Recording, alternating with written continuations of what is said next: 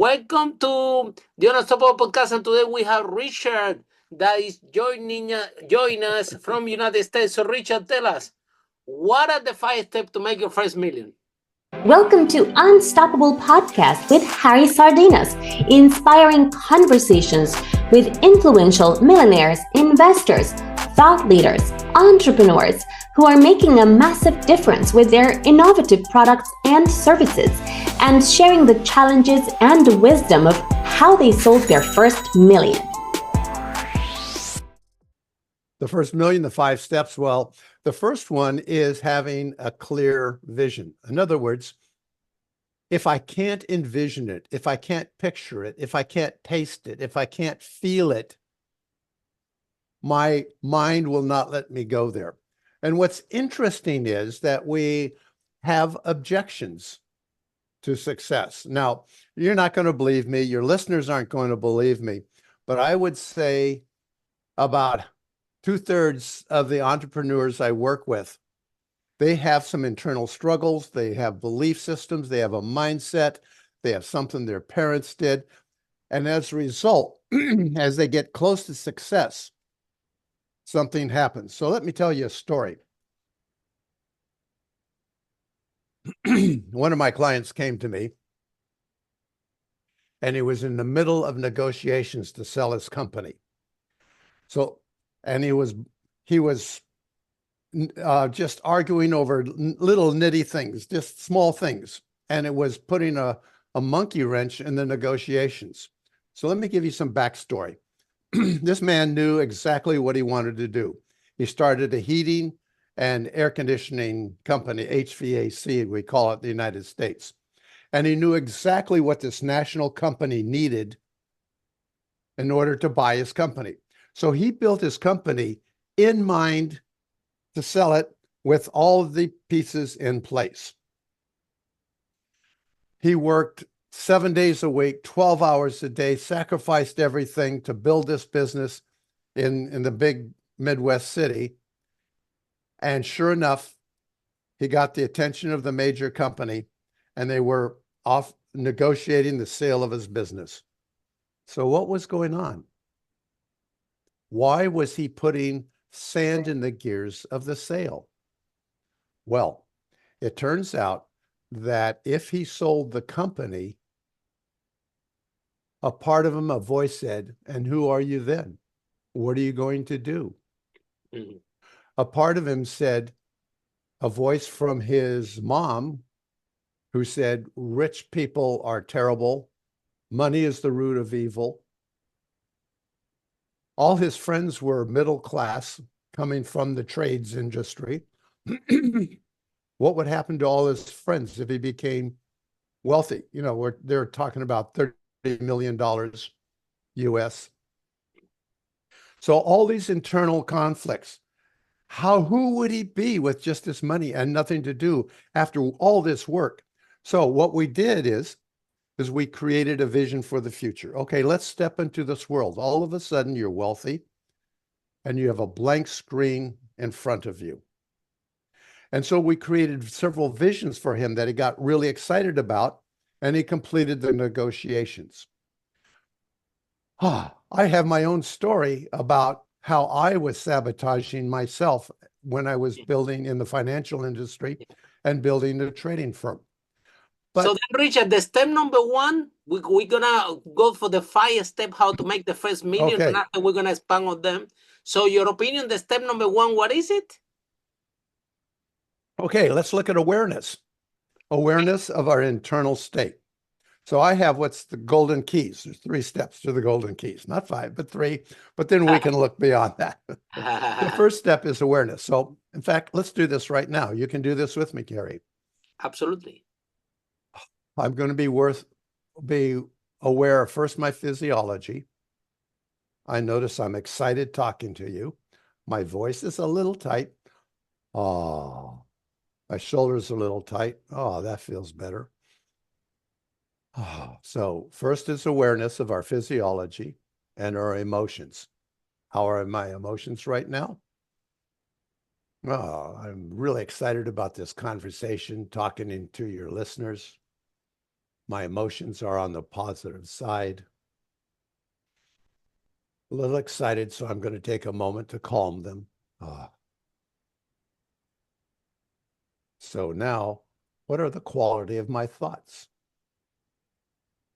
My thoughts are pretty neutral. They're not negative. They're not really positive. So they're just there, and I'm just having a conversation with Harry. So the first step is awareness, and we go through our physiology, our emotions, and the quality of our thoughts. For example, if my thoughts were rich, you should have said something different when Harry introduced you. You should have done this. You should have done that. Why did you get up so late this morning? So, that's the quality of thoughts.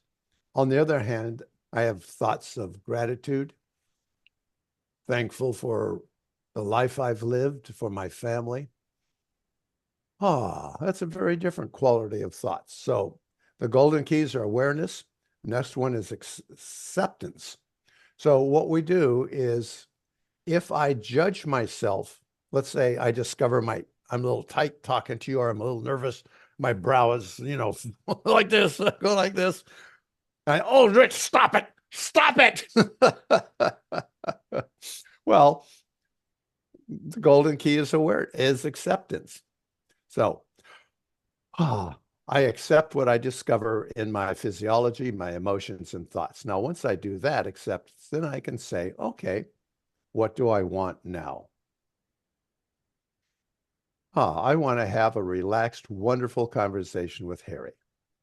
So I've gone through awareness, acceptance, and what do I want now? And I call that agency. In other words, do I allow my emotions, my physiology, my worries, my concerns drive this conversation? Or do I say, I have agency. I can relax my body. I can take a deep breath. And I can decide, what do I want now, which is a delightful conversation.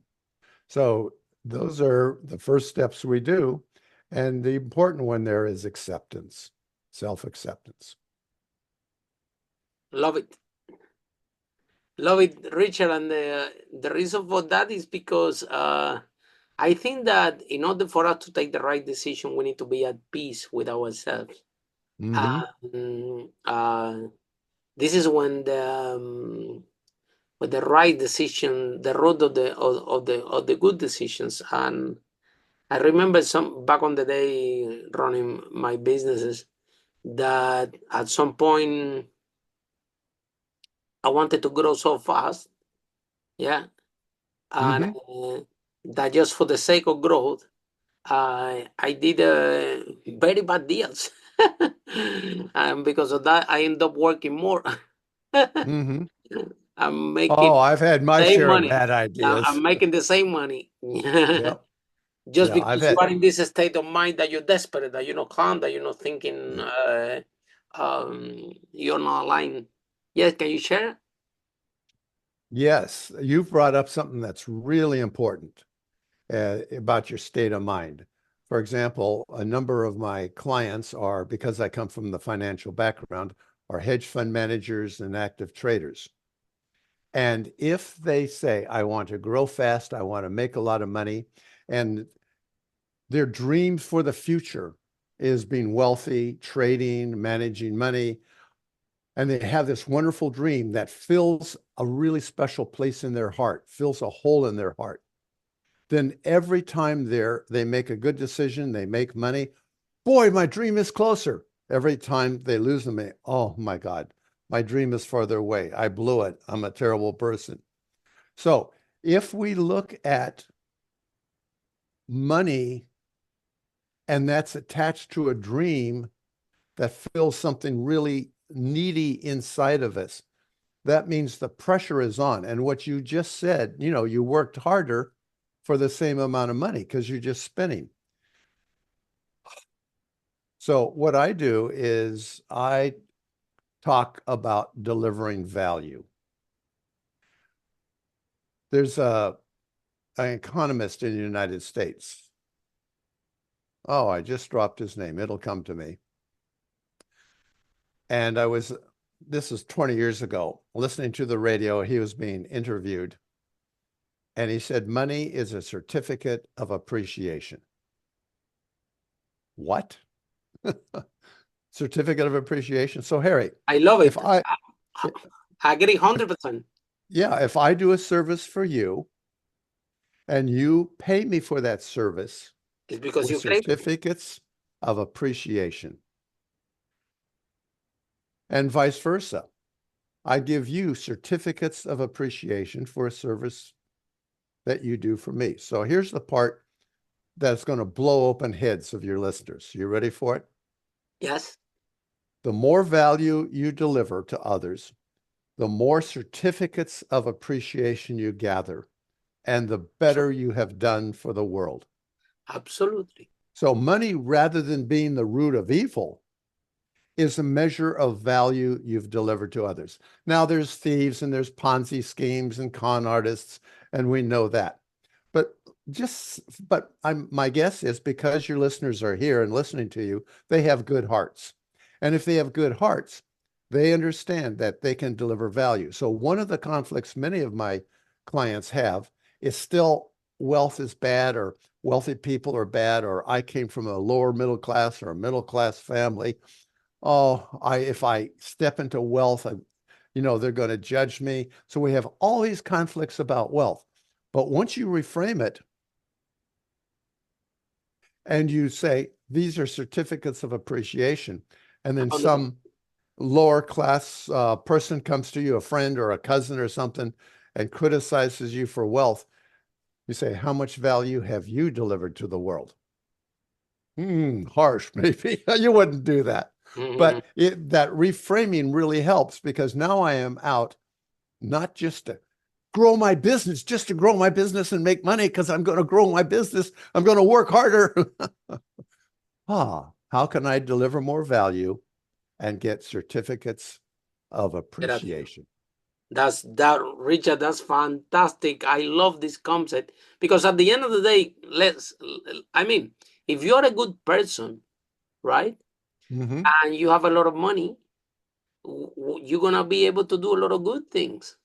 If you're a bad person, you have a lot of money, you're going to do bad things. So money only amplifies who you are. And so true. And if you become wealthy because you run the business, maybe you can help the local charity. Maybe you're free to give it away. As part of it to help your community. This is actually part of or at least, or even start a program with education and training, so more people can have better lives. So I think that we had, Richard, to have the conversation, because a lot of people have, what happened, Richard? Let me tell you a story. A lot of people talk about how to deal with failure. Nobody talks about how to deal with success. Yeah. Oh, so true. This is my personal story. When I run my first business, it was a property business. Yeah, we managed to sell over 5 million. But this first business that I have, it worked out so well that even my team members told me, my manager told me, Harry, go home. We don't need you here. We can run this business without you. We don't need you. Actually, the only problem in this business is you. Without you, we run this better. Go home. So there I was at home, making a lot of money, doing nothing. The whole company, the whole team, they had the leadership skill. They were running the company. They were all better than me anyway at everything. So then I'm at home, receiving all this money, doing nothing. Yeah. And I'm going to take a holiday and travel the world because I deserve it. I work for it, and I create that company that allow me to do that, or do something good for my life, or I did, because I was uncomfortable receiving all this money. The negative thoughts go into my head. Oh my God, you're receiving all this money and you don't doing anything. You're going to lose it. Something's going to happen. I need to open another business. This cannot be possible. What I'm doing here in this house, all this money coming, I'm not doing nothing. Like this every day. So after 3 months, I go to Brick Lane and I open a restaurant. I call it Harry Spanish Tapas. Imagine, to put that name to a Spanish restaurant, you should call it Lola or Pepe, right? So I put even my own name. So Harry Spanish Tapas. And the restaurant stayed there for 2 years. I lost 200,000 pounds, 2 years of my life. The girlfriend and that, and almost it collapsed my other business. The property almost collapsed because of this restaurant. Yeah. So I learned that lesson, Richard, the hard way, that we need to talk more about how to deal with success, because that's why the entrepreneur, without knowing, if your mind is not ready for it, you will self-sabotage yourself. That's why we need brilliant people like you, and I applaud you for what you do, to sit with this entrepreneur that is about to sell his business and look, it's okay for you to become a multimillionaire. Yes. Own it, embrace it, you deserve it. And that's not trivial. What can we do? It's very difficult. I know, because I've been there. I know because I've been there. And if you're not ready for it, then you can do something worse. You can self-sabotage. Someone will come and give you, can you invest this money here? Ponzi scheme will come, something will come, and because you are not in this state that you can that you're uncomfortable with your success, you will take the wrong decision. And this is the people that they make a million. Have you heard the people that make millions and they lost everything and nobody knows what happened? Well, that's what happened. They Well, don't I have know how to deal with success. I have the same experience, making a lot of money, trading and investing. And so I decided to start an entertainment company. Let me guess, Well, something that you don't have any clue about it. Yeah. That's right.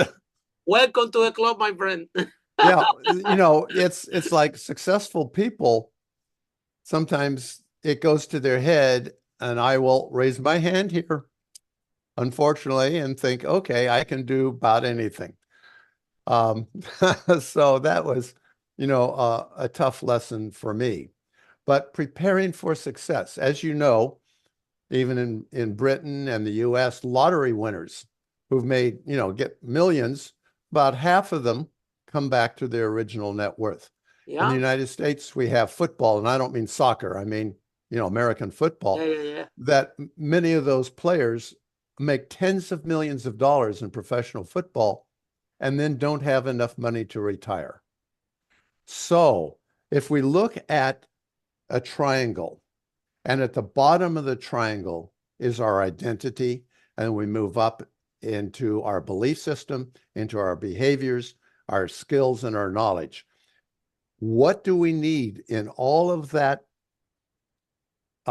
layers of belief systems and our identity to be successful?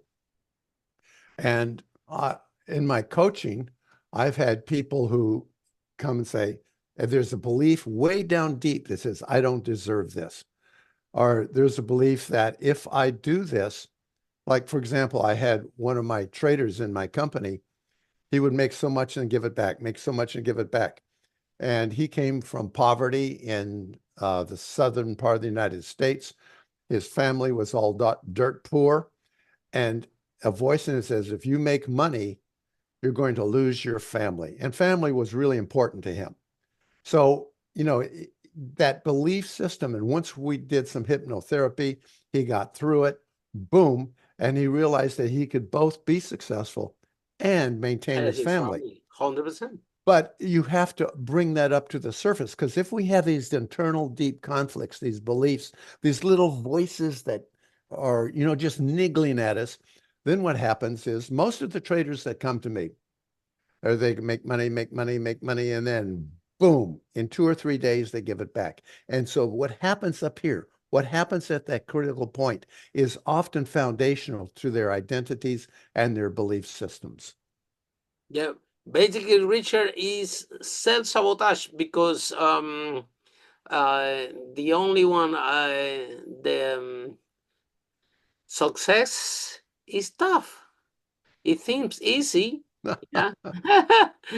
But you are at the beginning of opening the company, you're so busy wearing all the hats, and that you don't have time to do anything. You are actually exhausted. You don't have time. But the issue with the entrepreneurs is that is sometimes, like happened to me, it's not always. Can change day and night. I went from working 12 hours, 14 hours every day, wearing all the hats for my company. And all of a sudden, I started to hire people for my company. And after a year, they didn't need me anymore. So you can change from the business change date.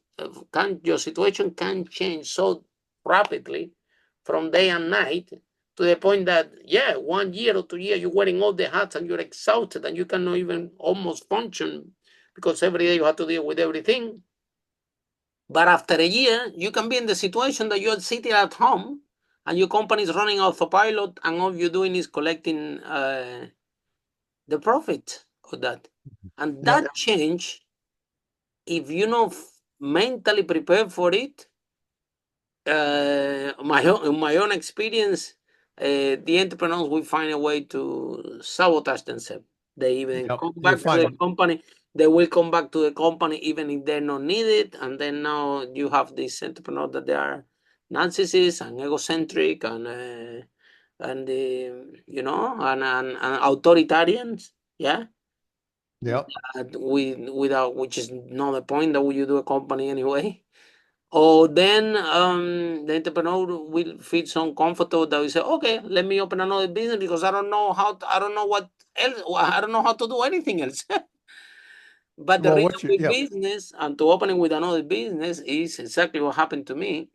No, the business are the same, and no, the categories are the same, and you shouldn't jump to a category when you are too early in the market, which what happened to me. I opened a Spanish restaurant, the only halal Spanish food in United Kingdom. Imagine that. In Brick Lane, so in the one of the most competitive streets of London, because the road is full of restaurants. I mean, in the road that I open my restaurant, the people that they are the kings of restaurants. The people that know about the business because it's a road full of restaurants, so it's very competitive, right? And this is where I land. I was the baby. I was a baby in that street. And well, what you're saying is really important because you are used to working hard, building a business, and that's become a core identity. And so all of a sudden that's gone. And who is Harry? So we're going to do it again. Yeah, I was watching movies at home and I'm like, this is not me. I'm spending sitting in a dark room in my house watching movies one after the other one and one after the other one. I love movies though, but this is what Harry become after being successful. Right. So what I work with my clients is we have a vision of success. In other words, what I'll do is I'll create it metaphorically, like I'll put them in a hypnotic state and I'll say, imagine your success represents a home. Is it by the lake? Is it in the mountains? Is it by an ocean? Where is this home, that house that represents your success? And then you'll start to describe it, the colors, how far long is the driveway, how close is it to a mountain or a valley or a creek, and how many rooms does it have? And then I'll have them start to walk towards that house. And I'll see where they hesitate.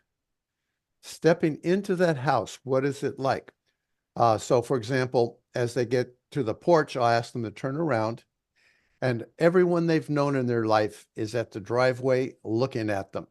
And I'll say, who objects to you stepping into this house of success? Who is supportive of you stepping into this house of success? And sometimes it'll be a dad that says, da, da, da, da, da, da, da. You can't trust rich people, da, da. And all sorts of conversations come up. So we go back, we find out who supports them and who has negative comments. And a lot of the time, those beliefs about the negative comments aren't true when they actually, in their imagination, have a conversation with a person. Okay, Dad, what is your problem? Well, I worked so hard. I worked 2 jobs to, I was an immigrant in this company. I had no money. I worked so hard for you, and you're making it so easily. It's just not right. So all these irrational conversations come up. So then we go back to the house and we look for everything internally in their belief and identity. Put your hand on the handle. Do you deserve this house? No. Okay, let's go back and then we work on that until we're ready to step into this house. What's it like? What's it feel like? What is your experience here? And once we're comfortable in that house and we have that vision, then we create an anchor. It might be a hand motion, grabbing our earlobe or whatever, so that we can physiologically ingrain that experience of success in the metaphor of a house. But to get there, oftentimes we have to go through multiple conversations with people from the past and the present. We have to go through belief systems and deserving. Oh my gosh. That is, when that comes up, is very emotional. It's very powerful. And the phrase I use, do you deserve to walk on the face of this earth as a child of God with all the rights and abilities and all the rewards that entails?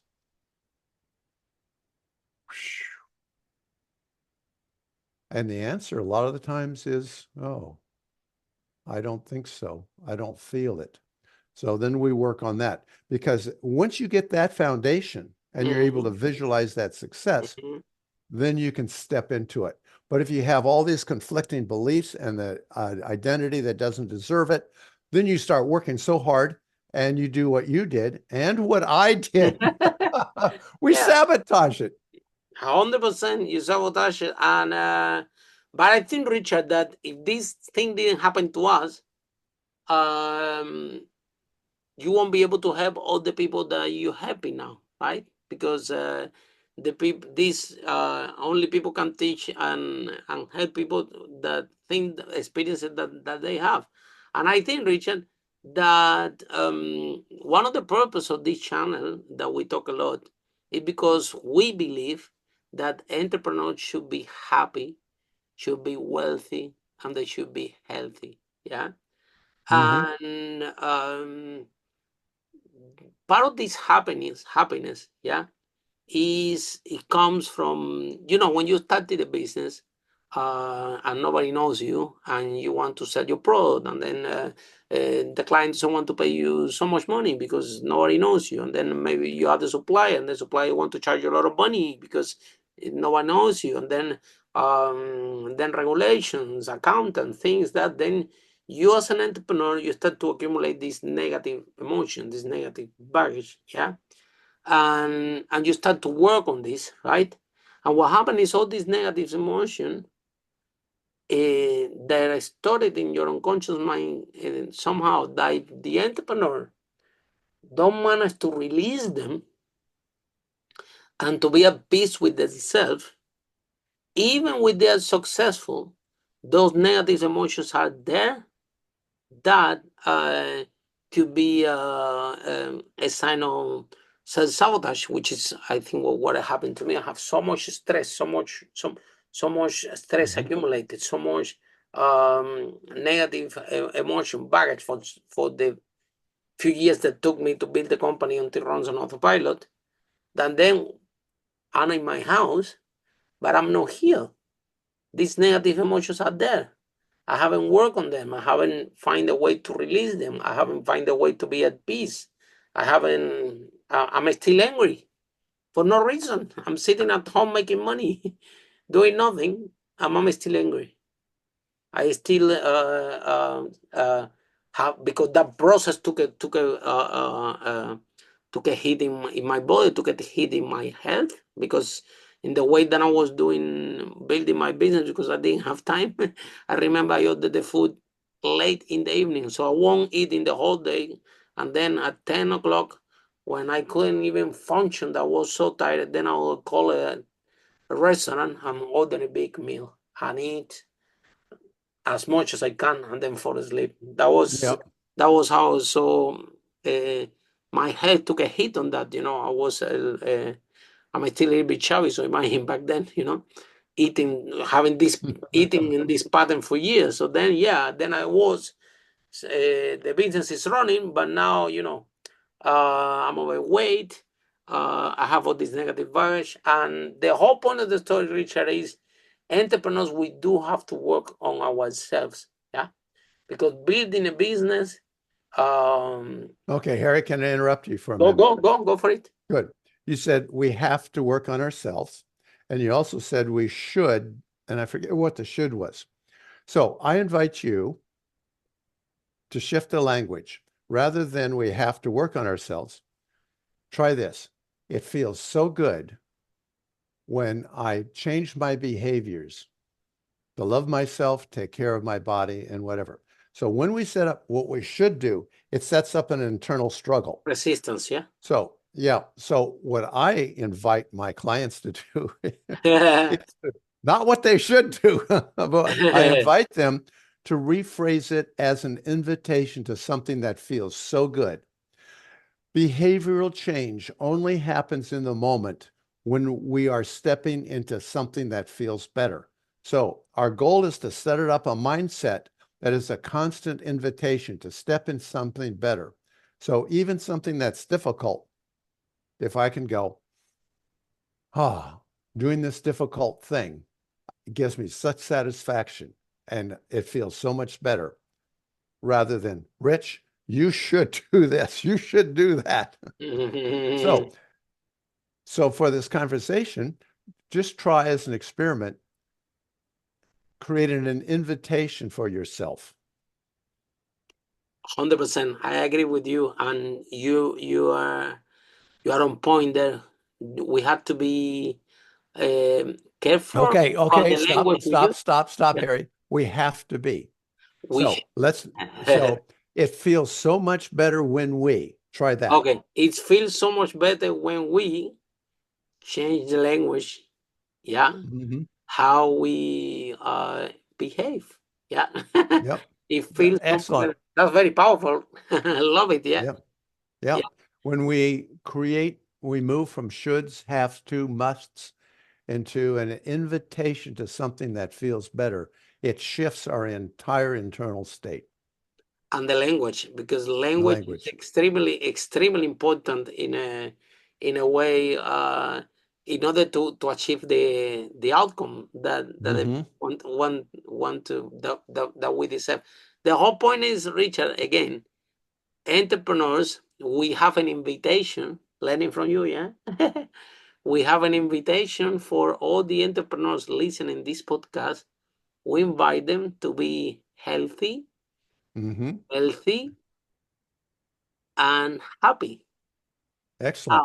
So let me give you a story. One of my clients, he was in the financial world, but he wasn't like you mentioned for your story. He wasn't taking good care of his physical body. So he says, well, I should go running every day. Well, I should do this, and then I don't, and something. I look at my emails, and I say, okay, there's no shoulds here.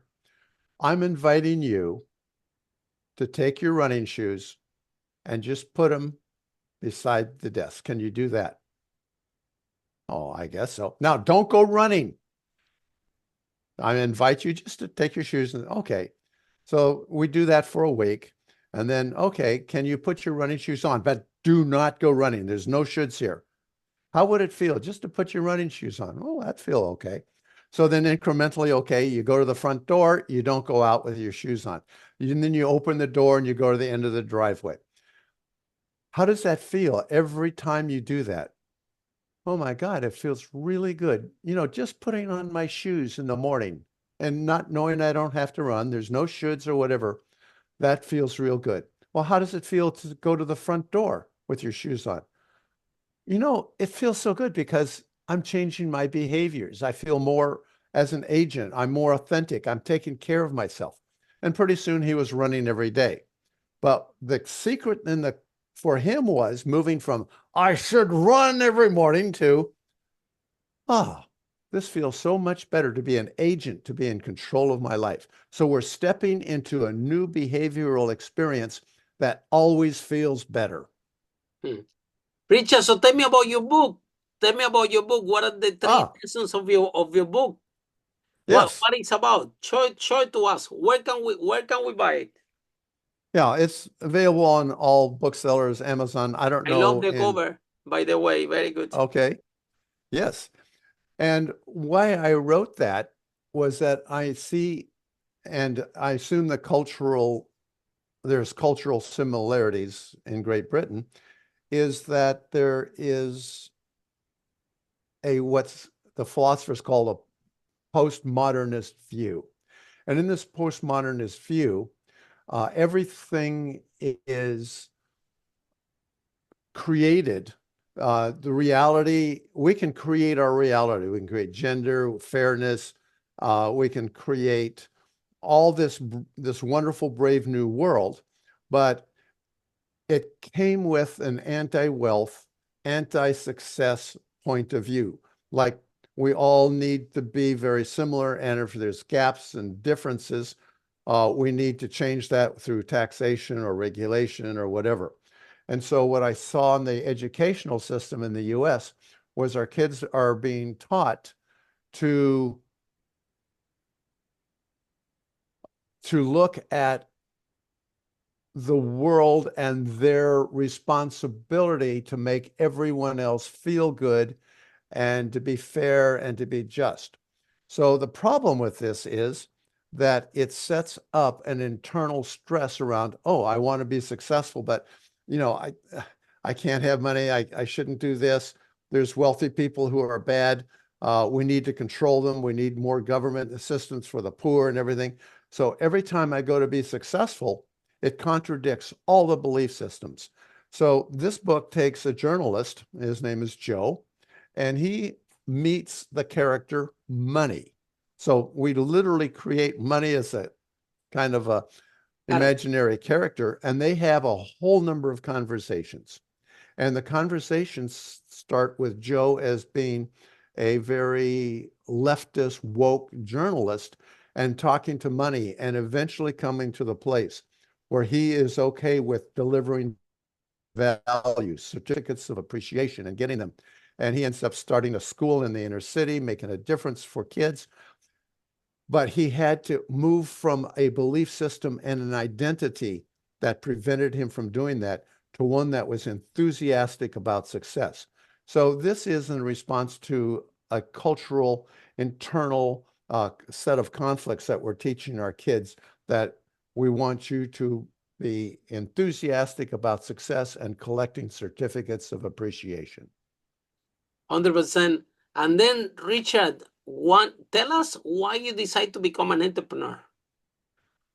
Oh, well, my dad was very entrepreneurial, and he taught us how to blow glass on a torch. Wow. And so when I was 14... That was the business of your dad? Yeah. He was an art teacher, and fascinating story about how he got it. But the net of it is, when I was 14, I learned how to blow glass, and we went to fairs. And when I was 16, I got a pickup truck, and I started going to fairs on my own. And with my sister also, she helped. And so I was on my own financially from the age of 16 on. Wow. That's an amazing, Richard. I think that this is an amazing story and a role model from your dad, you see, because you're so lucky. I'm telling you, because my parents, I love them a lot, but they are teachers, right? So they told me, go to university, study hard, and you're going to be okay. Right. After 5 years, I have a degree in chemical engineering that just have it. I just have this piece of paper to make them happy, because I never use it for anything else. So what was your dad's reaction when at a very young age you told him, look, I'm going to get a pickup truck and I'm going to go to the fairs myself, and now I want to start my own mini business myself? Yeah, it was not a problem for him. Wow. And what you pointed out was, how your parents are. If your parents are teachers, are managers, or in a job, and they see that as their career, and the son or daughter says, I'm going to take a lot of risk. I'm going to be an entrepreneur. And I'm going to build a business. For them, security and knowing their 100%. future and knowing what their pension is like, which is another discussion about debt and another podcast. yeah. Because we have a lot to talk about that one. Yeah. If you leave your pension hands of the government, good luck with that one. Yeah. Exactly right. So, but to step out of a culture, for example, if all your peers are in jobs and they don't like the jobs, but they can't move out of them, and they're living a middle class or lower middle class life, if you step out of that, it's not just your internal identity or beliefs. You're stepping out of community, and we as human beings all need community. And our communities will keep us in the belief system and the identity system of that community. Because if somebody breaks out of it, that is anxiety provoking, because, oh my God, that means I could step out. Oh my God, that would be scary. So we want to keep everybody in our community in the same belief system, whether it's a religious belief system, a sports kind of a group, whatever it is. We want to keep people in our group believing the same thing. So if you step out, that takes a major invitation to feel better about going out on your own as an entrepreneur.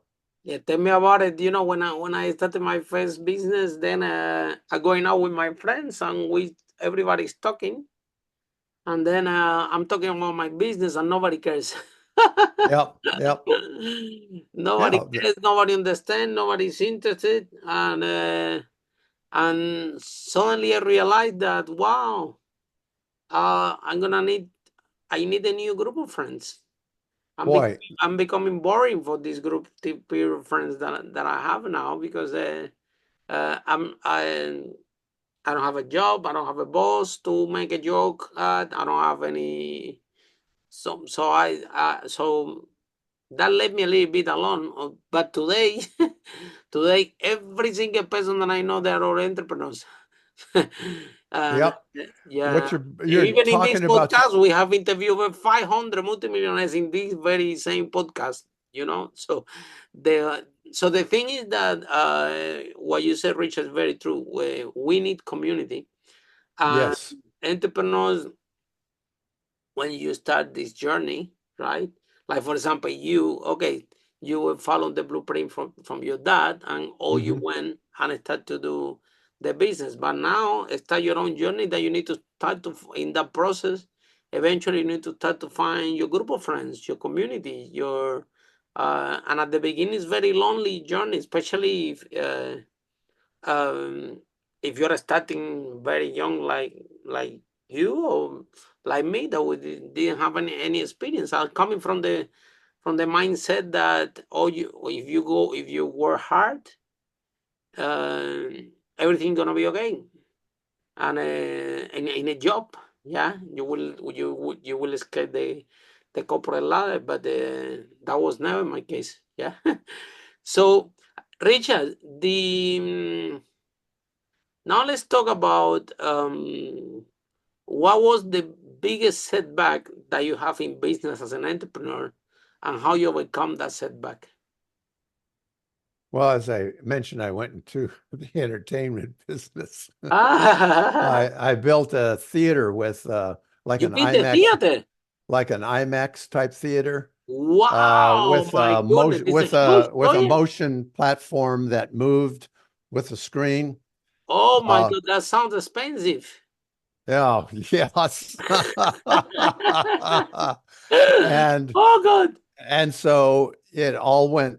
There's a whole bunch of reasons. There was the city who wouldn't give me permitting in time, but it was a bad decision on my part. I was bored, it's successful, and so I gave it all back.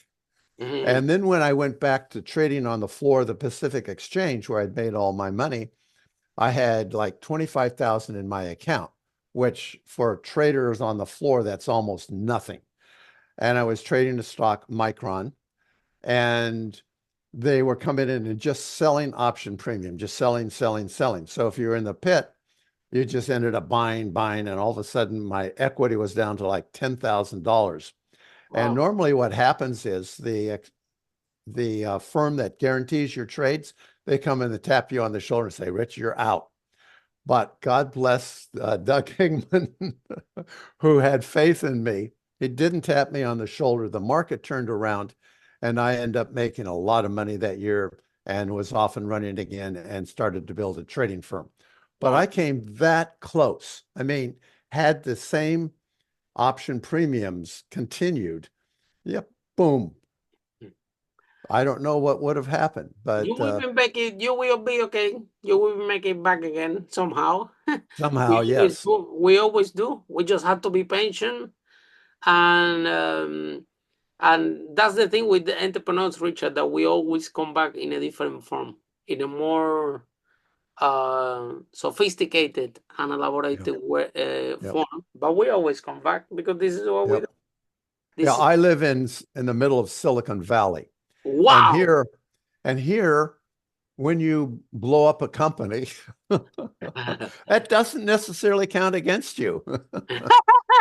Yeah, You the investors are happy, but they're looking for people that actually have failed 2-3 times. You know, this is you're ticking off the box for the investors there. Yeah. Oh, have you failed? Good. You know how many VCs you hear telling to the startup founder, well, you know what? Coming to the next idea. And what they're trying to tell them is, okay, you failed in that one and failed badly. So you learn the lesson how to become an entrepreneur. And when you come up with something, we back you. Because the investors, they will invest, but they need to see a solid entrepreneur in front of them that can navigate the risk and make the money. And sometimes it's a lot of challenges that we see in the startup world is that the investors are not convinced yet that the founder is an entrepreneur. Yeah, I've blown up one company. Hewlett Packard, Hitachi were investors in it.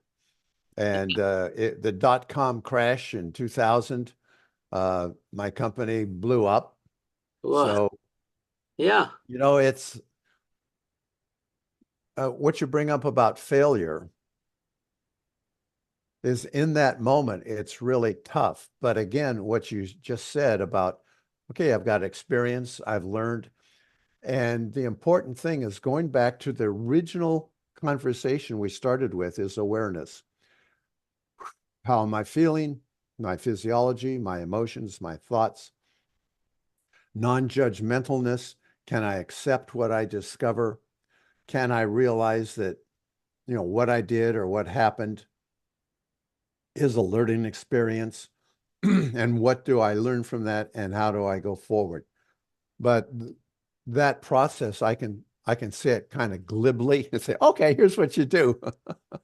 But I tell you, Richard, in the middle of it. I know.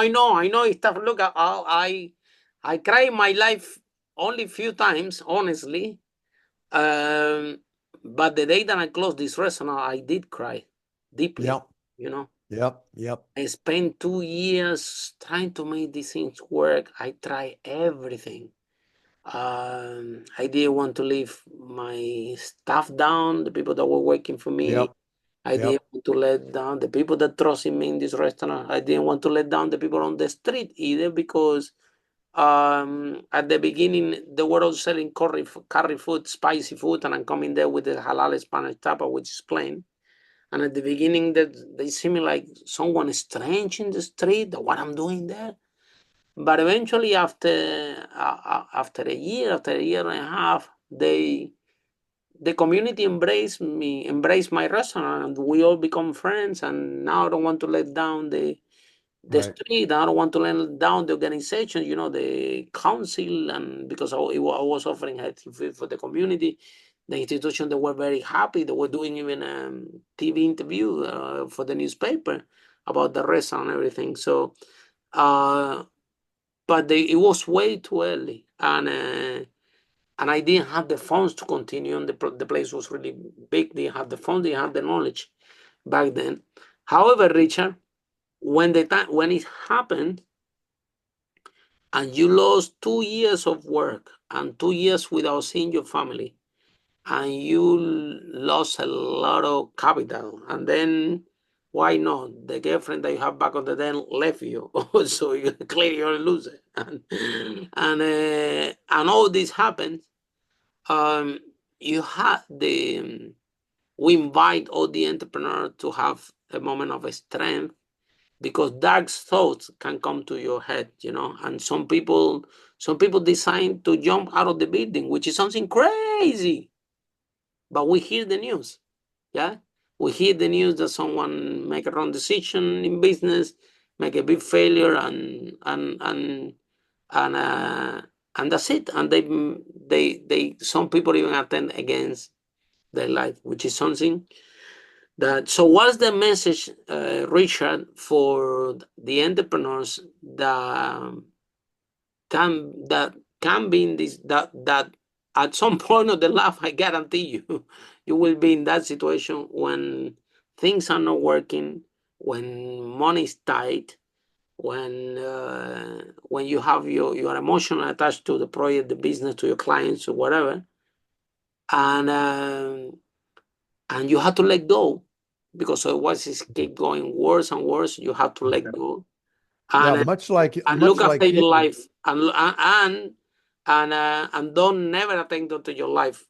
What message do you have for these people, these entrepreneurs? Yeah, there's a whole bunch of stuff you just brought up that I think is important. One is running the business for other people.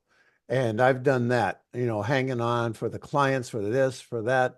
And even if I knew on some level the business was going to make it, I didn't take care of myself. So that's one thing, is to take care of yourself.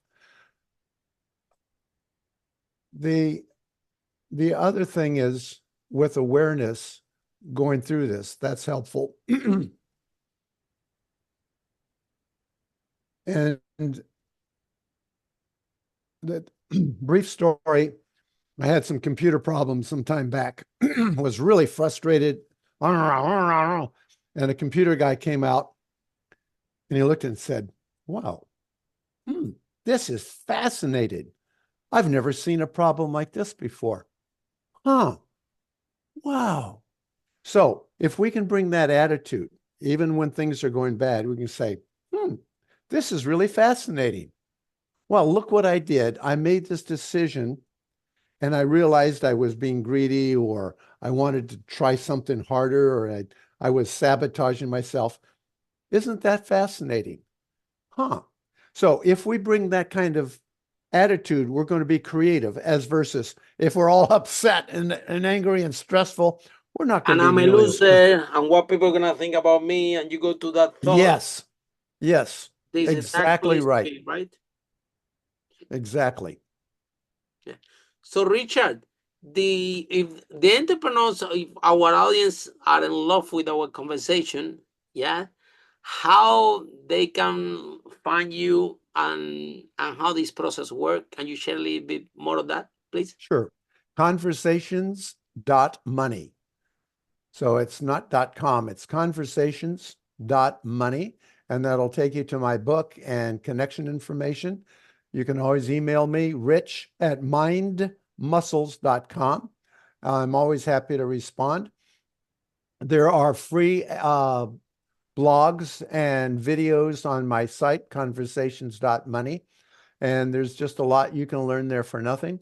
And I'm also happy to coach entrepreneurs who really want to make it big and want to clear out all the cobwebs in their mind so that they can step into success with joy, grace, and gratitude. Richard, thank you so much for the broadcast today. You made my day, because again, a lot of people talk about failure.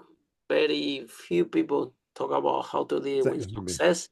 And yes. Today, sorry that I extend a lot in this topic, but I really think that is very important, because no one talks about it.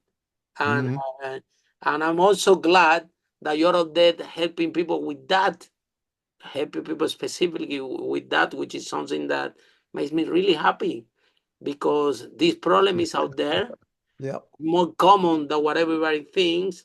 And there is a lot of taboo, a lot of topics, and people don't even want to open the conversation. People don't want to even touch the conversation. No, these people are giving me 30 million for the business, but it's very little money. Let me keep working. And no, is you are afraid to deal with your success, and then you keep working 20 years more than you don't have to. You know what I mean? So it's that bit, and like I said, what you specialize, Richard, you deserve a lot of certificate of gratitude for those clients that you're helping, because you can send them free, you can liberate them, and they can focus. You know, what can they focus? They can focus on their health. They can focus on the family. They can focus and be happy, and also they can always open a charity or have their own small business again, to have fun with it in something that they're really passionate about, but they have to be able to receive success. So and just don't open an entertainment company once you're successful, or a restaurant. Okay, so there's two definite things to take away. No restaurants, no entertainment companies. 100%. Yeah, I think, honestly, you know what I think? I think that if you're successful and you sell your company, and come to see Richard, I have a chat with him. Yeah, that would be helpful to explore your next step. Yeah, I think that having a coach and a mentor, that's why they're around. Is someone that is not going to tell you what to do, but someone that will understand which challenge you are right now, and then you can mitigate your risk in the next decision that you're going to make, because 100% what we don't want is that you lose everything again. So thank you so much. And for all of you, see you in our next episode. How brave entrepreneurs like Richard break that wall and achieve the first million. Bye for now. Bye-bye. Follow us for more interviews with the world's most influential, audacious entrepreneurs that overcame challenges and adversity, providing you with the blueprint of how they sold their first million so you can grow your business exponentially.